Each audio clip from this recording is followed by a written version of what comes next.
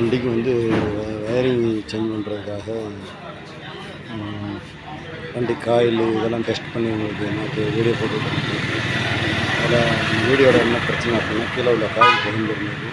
ரெண்டாவது அது போக ரெகுலேட்டரும் போயிருந்தது. வண்டி வேலையை முடிச்சாச்சு. வேலையை முடிச்சு செல்ஃப் ஸ்டார்டர் எல்லாமே ரெடி பண்ணி செல்ஃப் ஸ்டார்டர் எல்லாமே ஒர்க் ஆகும். லைட் ஒர்க் ஆகும். மீட்டருக்குள்ள உள்ள எல்லா லைட்டுமே ஒர்க் ஆகுது.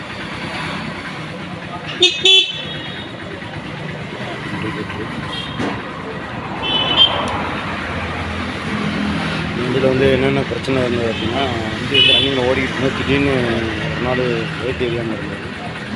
ஹெட்லைட் ஏரியாவில் அது சம்மந்தமாக வயரிங் எல்லாம் படித்து பார்த்ததில் இப்போ கீழே உள்ள காயில் செட்டு எல்லாமே மாற்றிட்டுருக்கோம்.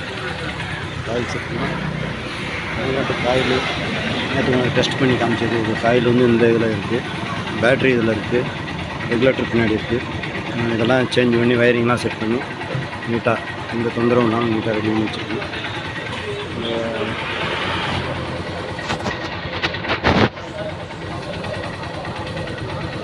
வயரிங் ஃபால்ட்டுக்கு நிறையா பண்ணியிருக்கோம்.